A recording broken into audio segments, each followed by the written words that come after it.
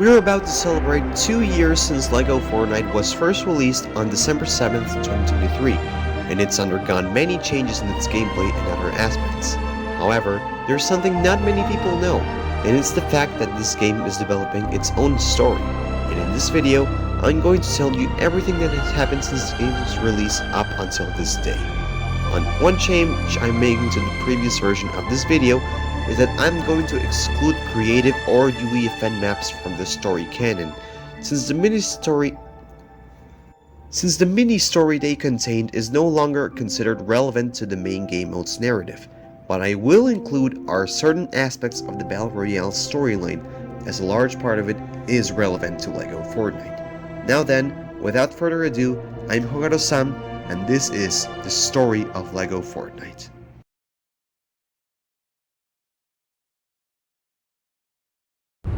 It all started on December 2nd, 2023, at the Big Ben live event. Characters that many of us know as Agent Jones was carrying out a mission left by Dr. Sloan, a former enemy of Jones and now a temporary ally. A few months before the event, Sloan had recruited a team with the mission of stealing a time machine from a time-traveling vampire known as Kato Thorne. After he was defeated and the time machine was stolen, Sloan called upon Jones, who had been in hiding after several events, to use the time machine to return to the Battle Royale Chapter 1 map, known as the Athena Island. Jones' mission was to perform an extraction in the past, but it was never made clear who or what he was meant to extract. Sloan warned Jones that he had not traveled to the past and change it. However, since a few changes were occurring on Athena that had not occurred before in the original timeline, Jones decided to take action and began moving the time machine through the island until reaching its final destination, a rocket that had been created by a group of heroes known as the Seven. They had used this and 6 other rockets in the original timeline to restore the island and the Zero Point, an object of great power that is basically the origin of everything that exists, with many calling it the result of the original Big Bang. Jones strapped the time machine to the rocket without the past Seven's knowledge and waited for them to begin their original timeline plan. Everything happened the same way as it had happened in 2019. However, the connection with the time machine caused the rocket to begin to change, alternating between different realities. When the crack in the sky was opened by the main rocket, it collided with the Zero Point just like in the original timeline, generating the same black hole that had been generated so many years ago, which reformed the matter of the island and created the islands Apollo and Artemis, 2 twin islands that were created from the matter of Athena. But the time machine, instead of making the black hole create those 2 islands, somehow enhanced the black hole, and instead of only creating those 2 islands, it caused a new Big Bang that generated an endless number of realities and universes that coexist alongside the Battle Royale universe. Among these realities, the LEGO Fortnite reality was created.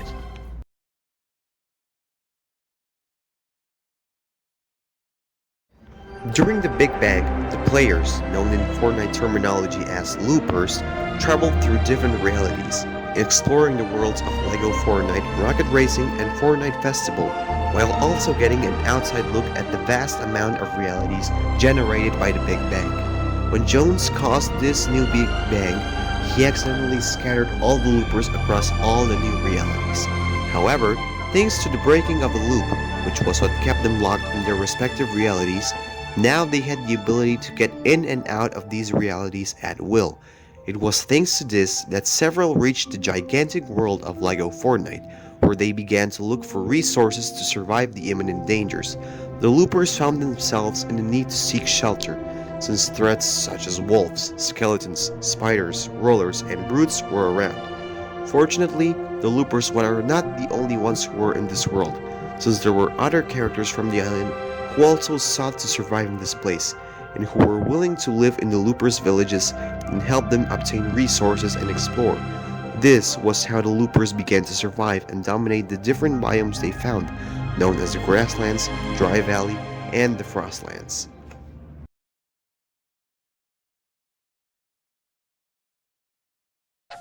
The loopers continued building houses in their villages, taking care of their animals, and looking after the villagers for several months. However, during a peaceful day, a rift opened in the sky, which brought ships from the Empire, a military government from the world of Star Wars, which was oppressing the different governments of most planets throughout its galaxy. They were most likely fighting with the rebellion, the heroic faction fighting the Empire, when the rift opened and led them into the Lego world. Like the Loopers, upon entering the Lego world, they all went from assuming their original forms to Lego forms. During the combat, several ships from both factions were shot down and began to fall throughout the Lego world. After these events, the Loopers met Captain Barbara, who was leading a squad of rebels when this happened. Captain Barbara led the Loopers to a secret cave which led them to a makeshift rebel camp, where Captain Barbara planned to form a new rebel outpost in hopes of finding other surviving rebels.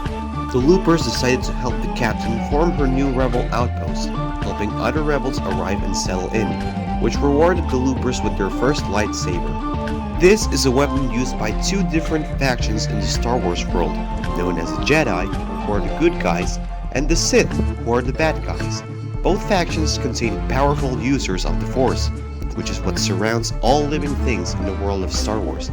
Since the Force isn't abundant in the Lego world, the captain considered it a necessary measure to give the lightsabers to the Loopers, despite not having any type of training. Just as the rebels were forming their camp, the Empire had already taken possession of various caves across the island's 3 biomes, using them as outposts. It was the job of the Loopers to begin clearing these outposts, eliminating the Empire's presence on the island once and for all. Captain Barbara felt that her new rebel outpost would be quite useful with the war against the Empire back in her galaxy, so she and the other surviving rebels decided to stay on Lego Island.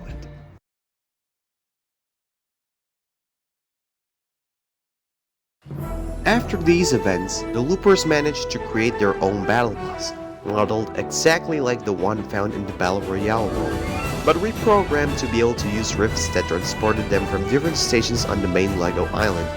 However, while this was happening, they noticed that the enemies seemed to be getting faster and stronger than usual, with a strange purple aura surrounding them.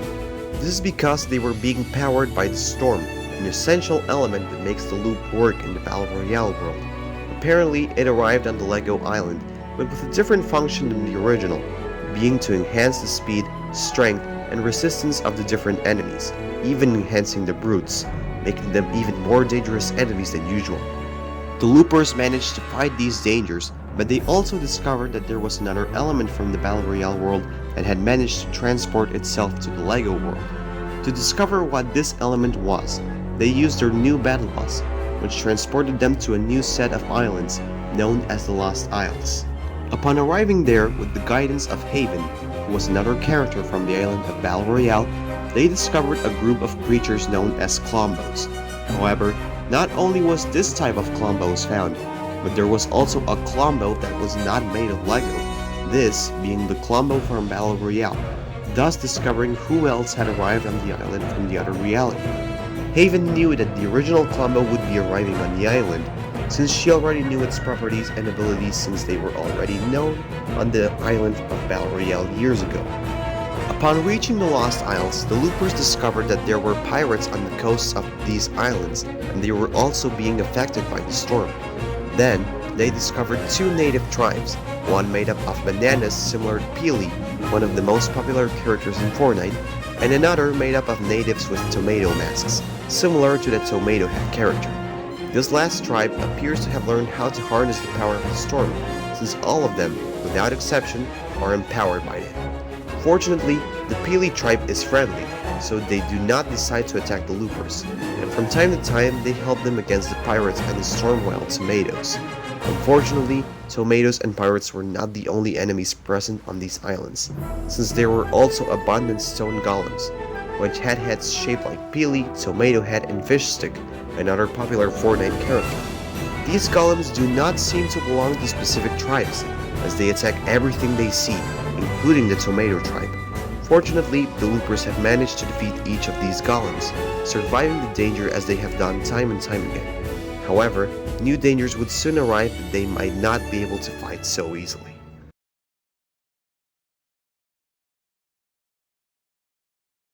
The villagers continued rebuilding and improving their homes, devising new structures to enhance their appearance. However, during this peaceful time, they received an unexpected visitor. It turned out to be Raven, who was already a well-known character in the world of Battle Royale. However, his visit was not as friendly as expected, since he came to bring news, terrifying news. He was saying things like, "The storm is approaching, the storm will change everything, and the most surprising of all, I cannot stay, he is calling to me, and I must answer soon." Who was this mysterious being that called upon Raven? Well, later on they would discover who it was, and it was none other than the Storm King. In case you don't know who the Storm King is, I'll give you some context. Battle Royale is not the only world with the storm as a main factor, but it is also the main antagonist in the Save the World reality, another Fortnite game mode. In this reality, there are no loopers, but instead, it is populated by survivors, people who are trying to survive the storm. The difference in this reality is that the storm is completely alive. The arrival of the storm in this reality caused 90% of its population to disappear, and those who remain are fighting against husks and mist monsters, all of them generated by the storm. The thing is that the storm itself is not the one that is alive, but rather it is a manifestation of the Storm King, a really powerful being. The king even visited the world of Battle Royale once, but was defeated by the loopers. However, this was no easy task, much less in Save the World. Unlike Battle Royale, there is no loop here, so death is completely permanent. All this time we've had clear clues about his imminent arrival and we never noticed. When the storm first arrived in LEGO Fortnite, it came with an expert mode for the game, and as a reward for taking out Storm Wild Brutes, we were giving a different trophy for each biome. If you look closely at these trophies, you will notice that they do not show any creature that was inside LEGO Fortnite at the time, but instead, they are shaped like the Storm King. Another important detail is in the character of one of the previous LEGO passes, Andy Fangerson, who has two clues. On the front of his jacket, he has the initials SK, which means Storm King. And if this wasn't enough, on the back of his jacket we see the face of the Storm King himself. All this time, LEGO has been showing us the true villain of LEGO Fortnite, and most of us didn't realize it. All this time we have been fighting the servants of the Storm King. Now you probably think I'm contradicting myself with what I said a while ago about the Storm Wild Tomatoes. I said that they had learned to use it, but never had complete control. It belongs to the Storm King.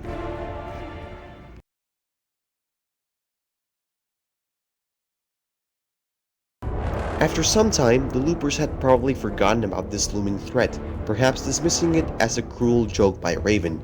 However, one quiet day, while Fishstick slept, he had a nightmare involving the Storm King once again, and the king nearly caught him in his sleep, causing Fishstick to wake up. Unfortunately, this wasn't just a dream, because upon leaving his house, he discovered a strange structure forming in the distance. The Storm King's arrival had begun. Fortunately, there was a team that could help the loopers, the Storm Chasers, a group of scientists including Carl Ruckus, Dr. Boroska, and more. They were searching for storms of all kinds until they found the storm originating from the king himself. So they set up camp and decided to help the loopers defeat him. They were given tasks that involved exploring different storms across the island, fighting different enemies, and collecting strange new materials. After all this exploration and research, Dr. Boroska gave the loopers an upgrade to their compass, which helped them discover that to defeat the Storm King, he had to eliminate his right-hand man, who held the key to the portal to his location. However, when they intercepted his new general, they were shocked to find that he was none other than Raven himself. That's right, the one who had warned of the king's arrival not long ago had become his herald and right-hand man.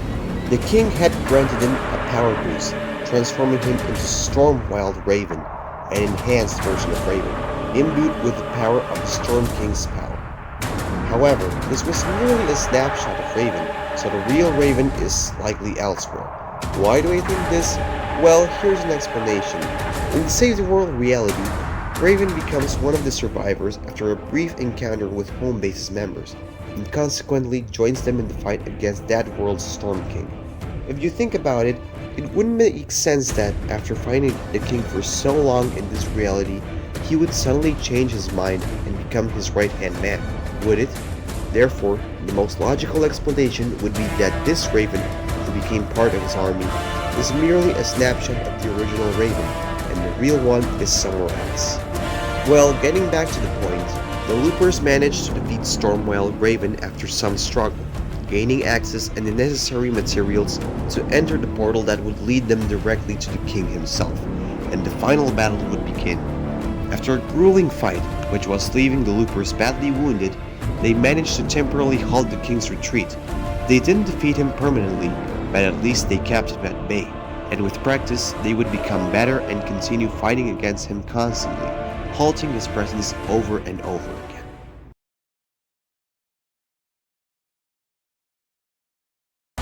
Over time, after learning to travel with the battle boss they had created, the Loopers managed to reach a new LEGO reality, and this was the Brick Life reality. Because of this, from now on, the main LEGO reality would be known as Odyssey. This was a new island, home to the city of Brick Bay. Here, there were no enemies or dangers, and all was peace and tranquility. While some Loopers decided to return to Odyssey, a large number chose to stay in Brick Bay and socialize with other residents, finding jobs, collecting credits, and buying new houses and apartments, living the lives of ordinary citizens. Eventually, new businesses appeared, such as a Chinese restaurant, a gardening shop, and even an academy where Raven was the headmaster. That's right, in this reality, Raven wasn't part of the Storm King's army, but instead decided to use his magical knowledge and share it with his students at his own academy. The Loopers of Brick Bay, which we will call residents from now on, continued to enjoy their peaceful life.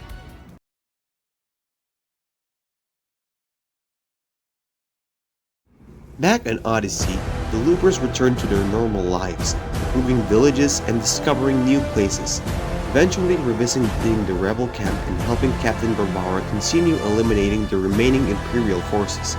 However, this wasn't the only place where the Star Wars universe was colliding, because the Imperial forces had also arrived to invade the Battle Royale world, but with a slight twist.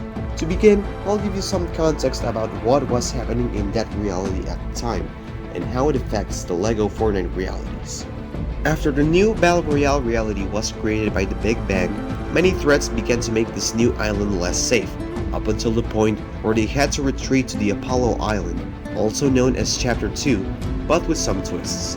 Following a series of events, Jones, whom we mentioned at the beginning of the video, and Hope, Jones' new partner, traveled to a new island along with the Battle Royale Loopers, and this new island was called Oninoshima. However, what they didn't know was that a fragment of the 0 point was following them. That's right, this powerful element we mentioned at the beginning of the video had fragmented at some unknown point, and one of the fragments followed them to Oninoshima. The fragment's arrival activated the island's portals for the first time in a long while, portals that connected to a realm known as the Spirit Realm. This caused many threats to seek its power, and after a series of events, it accidentally caused the Star Wars reality to collide with Oninoshima, bringing not only the Empire, but also heroes and villains from different points in the timeline into their reality, creating a space-time collision, and this didn't go unnoticed in LEGO Fortnite. At the same time that Star Wars and Battle Royale collided, Odyssey also collided, bringing the Imperial forces back. Fortunately, this collision wasn't as severe as before, and it even had a positive effect on Brick Bay, as the residents decided to create a Star Wars cosplay festival. The event was organized by an apprentice EV cosplayer, and throughout the town, residents could be seen cosplaying as both heroes and villains from different Star Wars eras. Instead of being a threat, it became a fan event and a fun time. The residents voted for their favorite faction between the Rebels and the Empire won, resulting in everyone who attended the festival receiving a free commemorative red lightsaber. Soon after, the collision of realities ended, but it didn't mean the end of the threats.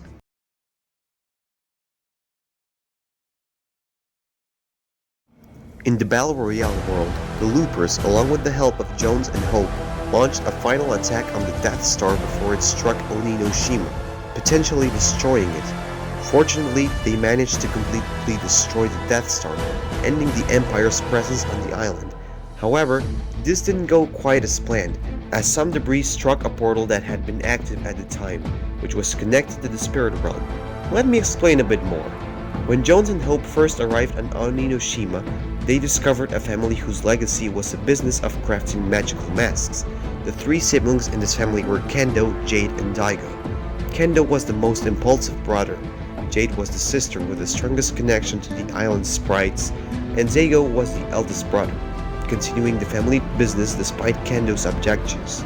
In the first season of this chapter, Jade was accidentally trapped in the spirit realm due to Daigo's misuse of the masks. Feeling responsible for her loss, Daigo explored every possible method to reconnect with the spirit realm, which later helped him free Jade, but at a cost. Apparently, the dark presence inhabiting that realm was interested in Jade's family, but its primary interest was Daigo. Daigo's initial connection to this realm opened the door for the dark presence to begin drawing him closer, and after trying other methods, Daigo wanted to open the portal to the spirit realm once more, believing this was the way to save the island and end the dark presence once and for all. However, he was being manipulated, and once he entered the portal, he was completely controlled by the dark presence, becoming its new puppet, called Mask Maker Daigo. Inside that realm, he was trying to reopen the connection to Oninoshima, and while he did, debris from the Death Star collided with the open portal, resulting in an energy burst. This would not only allow Daigo and his forces to enter the island once more, but this energy would also bring the rise of a new hope.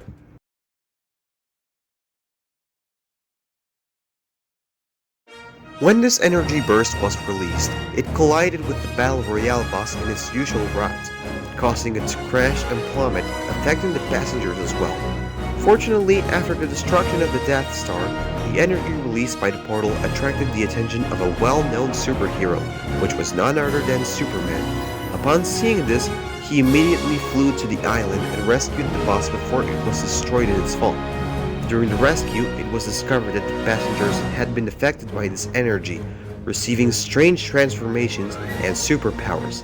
They were recruited by Jones and Hope, who, with help and funding of Midas, one of the richest characters in the Fortnite world, founded the Supernova Academy, and the official name of this new superhero group is the Supernovas. However, somehow the energy burst also allowed Daigo, or possibly snapshots of him and his forces, to infiltrate the LEGO realities, causing widespread destruction with the spires that invaded even a peaceful place like Brick Bay. Fortunately, snapshots of Jones, Hope, Superman and Robin, and the Supernovas traveled to these realities. While Superman and Robin dealt with the spires in Brick Bay, Jones and Hope went to Odyssey, investigating the dormant spires, analyzing their weaknesses, and preparing to attack. Obviously, they couldn't do it all alone, so they found a separate reality that Daigo was also attacking. In a separate area of that island, they established another Supernova Academy, where different superpowered beings could train and practice with new abilities. They set up battle bus stations on Odyssey and Brick Bay, so that both recruits and residents could travel to this reality for training. This reality is known as expeditions, and the recruits trained under various members of this team. The Academy's principals were Jones and Hope, and the main teacher was the Night Rose, former general of the Spirit Realm who had broken free of the control of the Dark Presence. The recruits began training under three specialists, Killswitch, Light Rider, and Morgan Mist, three of the Supernova Academy's top students. After rigorous training, the recruits defeated Daigo, Core, and their entire forces across this reality. Once they were defeated, both Daigo's forces and the Supernovas relocated to the Odyssey reality, leaving the Expedition's reality behind forever, but with enough training and power to protect Odyssey.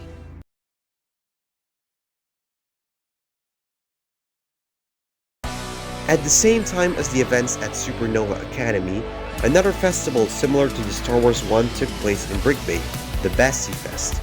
Here, two best friends, known as Hallie and Leela, held a friendly competition to see who best exemplified the value of friendship. They created themed tents, and just like in the Star Wars festival, this one included a vote. Hallie won with her Wink Cats theme, rewarding the residents with a commemorative plushie.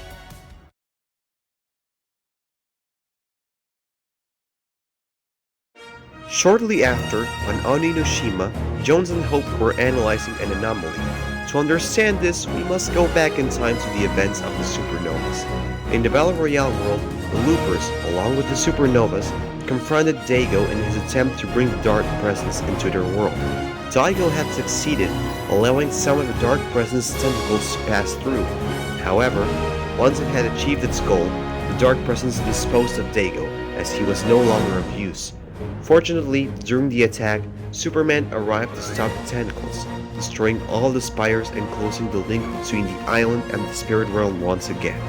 However, the remaining tentacle rotted away, and the smell attracted a swarm of creatures called the Onimorphs. These creatures also originated from the spirit realm, and with each appearance and travel between the island and their realm, the veil between the two worlds weakened further. After breaking free from its control, Daigo sought redemption and forgiveness, which he obtained with the help of the Night Rose, who, like Daigo, had previously been controlled by the Dark Presence. It's worth noting that the original Daigo did break free from the Presence control, but his copy in LEGO Fortnite has not been freed, and therefore remains evil, attacking the supernovas and the island there. After some time, Jones, Hope, and a new organization called the Onimorph Extermination Rangers, or OXR, along with the help of the Power Rangers and their Megazord, pushed the swarm back until they left for good. However, this wasn't because they were afraid of the island's protectors, but because something bigger was approaching.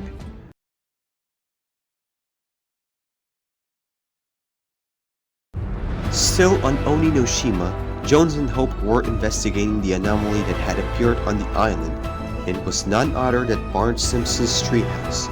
But why had his treehouse suddenly appeared on the island? Well, this could be due to the arrival of Kang and Kodos, aliens who frequently appear in The Simpsons. Apparently, they had traveled to the island for some strange reason, and their presence was creating a link between the two realities.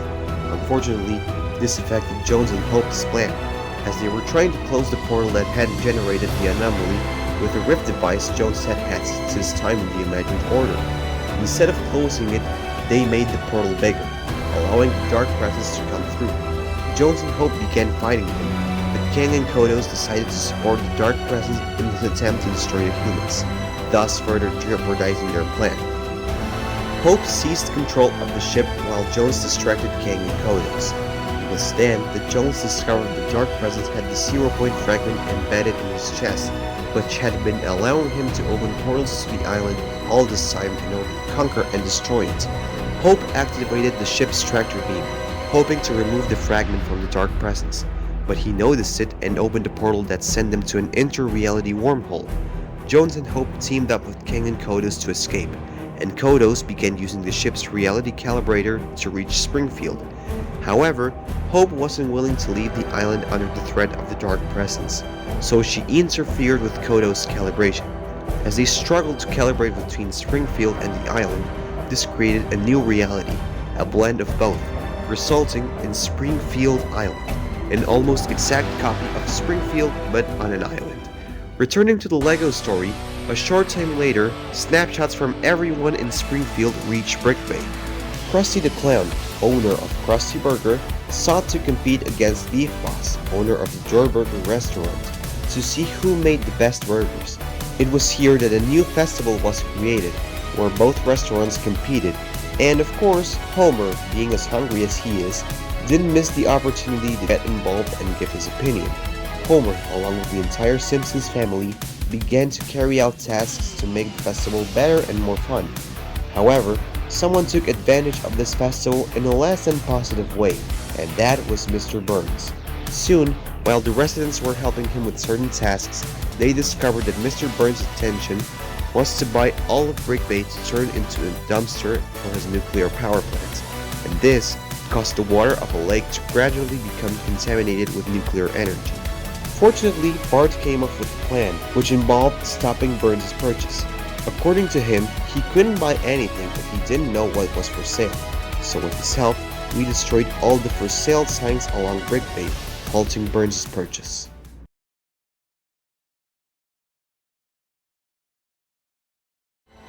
After some time, a great battle took place against the Dark Presence, but that's a story for another time. At the end of that battle, everyone returned to their realities, and this also affected Brick Bay, returning the residents of Springfield to their world and reverting Brick Bay back to normal. Returning the residents of Springfield to their world and reverting Brick Bay back to normal. However, soon after, the Odyssey loopers noticed something strange emerging from a rift in the sky, and just as quickly as it appeared, it was gone. This was none other than a dragon, a creature never before seen in any of the LEGO worlds.